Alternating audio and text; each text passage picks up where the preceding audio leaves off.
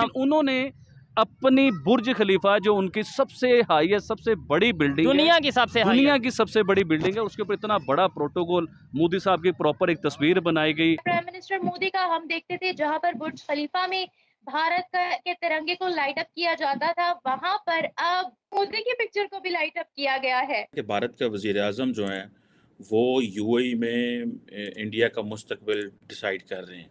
जिन्होंने हमें मुसलमान किया, जो हमारे से पुराने मुसलमान हैं, उन लोगों ने मोदी साहब को इतना बड़ा प्रोटोकॉल दिया। और हम क्या कह रहे हैं, हम अफगानिस्तान के लिए पूरी दुनिया में जाके पैसे मांगने हैं, कि यार ना दिल ठीक करो, ये अब हमारे गले पड़ गई ये सारा कुछ। हमें जो मुताला पाकिस्तान पढ़ाया गया है ना, वो सिर्फ सरा से गलत पढ़ाया गया हुआ है। उसके ऊपर हमें ये नहीं बताया गया कि हमने तरक्की कैसे करनी है। कि इंडिया चांद पे कदम रखने वाला दुनिया का चौथा मुल्क बनने जा रहा है।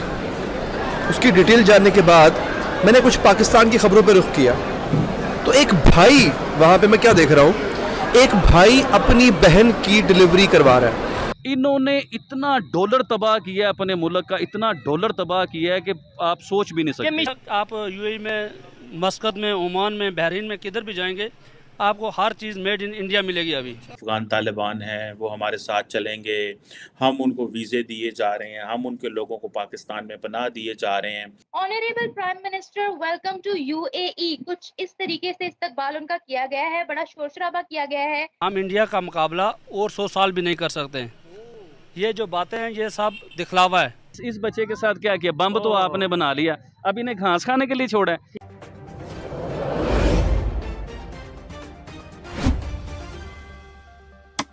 ज़बरदस्त हो गया। क्या कहना चाहेंगे, क्या हालात है पाकिस्तान के मुल्क के, किस तरफ जा रहे हैं हम? क्या हमारे फॉरेन मिनिस्टर, क्या हमारे मुल्क, क्या हमारा कश्मीर तरक्की करेगा आने वाले टाइम के अंदर, या नहीं हो सकती कुछ? जैसा हालात चल रहे हैं, जैसे आपने अभी पहले भाई से सवाल किया है मैशियत के बारे में, हम इंडिया का मुकाबला और 100 साल भी नहीं कर सकते।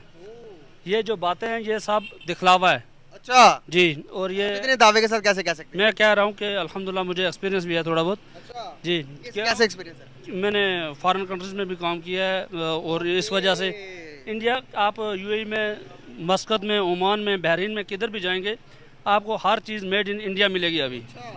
और पाकिस्तान का इमरान खान साहब ने थोड़ा किया था, लेकिन पीछे ये जो अपने दूसरे पार्टियाँ आई हैं, ये टब्बर चोर है पूरा, तो ये फिर वो उसी तरफ लेके जा रहे हैं। इन्होंने अपना बैंक बैलेंस बनाना है।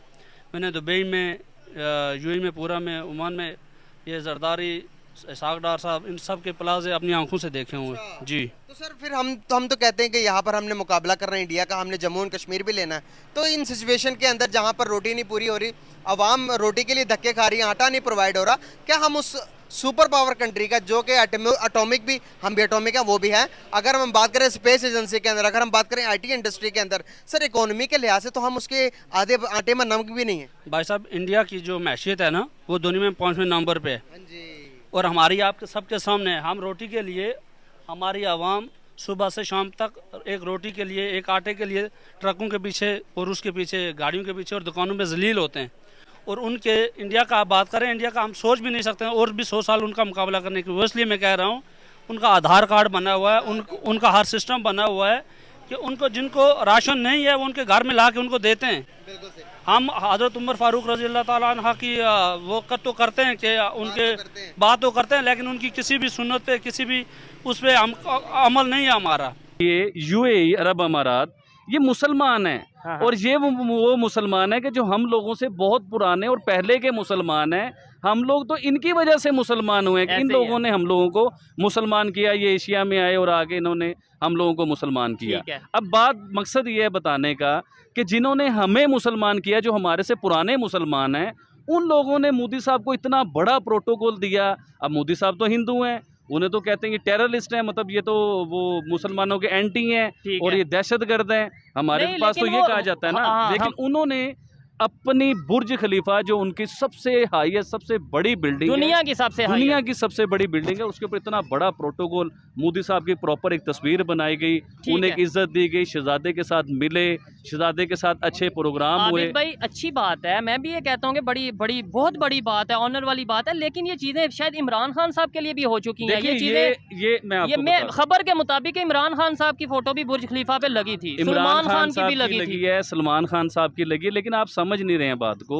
मैं समझाना ये चाह रहा हूँ कि देखिए वो मुसलमान हैं, अरब अमारात वाले, जी जी, मोदी साहब हिंदू हैं, गैर मुस्लिम हैं, तो वो मुसलमान अब मुसलमान क्यों नहीं रहे कि वो हिंदुओं को इतने बड़े प्रोटोकॉल दे रहे हैं, इतनी बड़ी तस्वीरें उनकी लगा रहे हैं। हम तो गद्दार है ना, मोदी साहब की बात कर लें तो हम तो गद्दार हो जाते हैं। उन्हें कौन गद्दार कहेगा, उन्हें कौन गलत कहेगा, उन्हें कौन बुरा कहेगा? इसका मतलब ये है कि दुनिया के जितने भी ममालिक हैं जो अपने मुल्क का हाईएस्ट अवार्ड, अमन के अवार्ड, पीस के अवार्ड, तरक्की के अवार्ड मोदी साहब को दिए, यूएई ने भी दिया, सऊदी अरेबिया ने भी दिया और इजिप्ट ने भी दिया, वो भी इस्लामिक कंट्री है, इजिप्ट ने दिया। ये तो हो गए अवार्ड।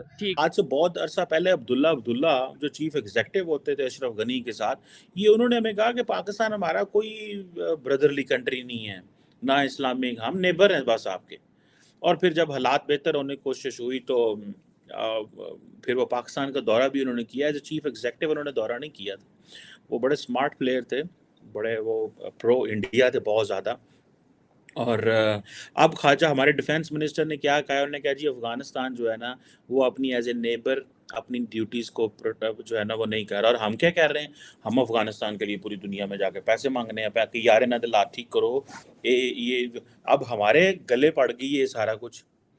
मोदी साहब वहाँ पे यूएई में बैठ के कह रहे हैं हम यूनाइटेड अरब एमिरेट्स से कि आओ $100 बिलियन की कारोबार बढ़ाएं और आओ जो है वो हम जो फ्री ट्रेड एग्रीमेंट है जीसीसी के साथ उसको मटेरियलाइज करें। और हम कभी अफ़गान तालिबान को लेकर दोहा पहुंचते हैं, कभी अफ़गान तालिबान टीटीपी को होस्ट करते हैं, और दूसरा अफ़गान तालिबान हम पे ये हमें प्रेशराइज करते हैं और कहते हैं कि जनाब हमें इंटरनेशनली रिकगनाइज करवाएं। अच्छा, पाकिस्तान की इस हवाले से देखिए 1996 और पोजीशन थी, 2023 बिल्कुल एक डिफरेंट वर्ड है। 2023 में पाकिस्तान की जो है ना वो कोई उस हवाले से से नहीं है, ठीक है जनाब।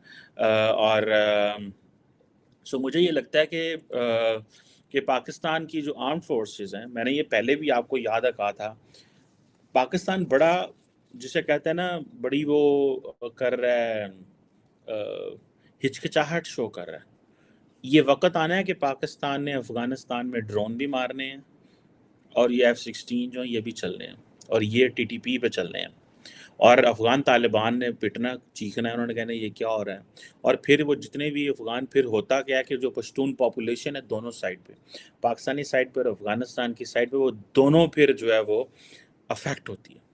पश्तून जो हैं बलूचिस्तान की साइड, बलूचिस्तान में जो पश्तून है हमारे भाई, जो अफ़गानिस्तान में जो रिस्पॉन्सिबल लोग हैं और जो खैबर पख्तूनख्वा में रिस्पॉन्सिबल लोग हैं और हमारे भाई जो हैं, इनको इस चीज़ को समझना चाहिए और इनको प्रेशराइज डालना चाहिए। अब क्वेश्चन ये है कि जो अफ़गान तालिबान की जो कॉन्स्टिट्यूंसी है वो सिर्फ रिलीजियस है, उनको जो मेन स्ट्रीम नेशनलिस्ट फोर्सेस है वो भी उनको रिकगनाइज नहीं करती।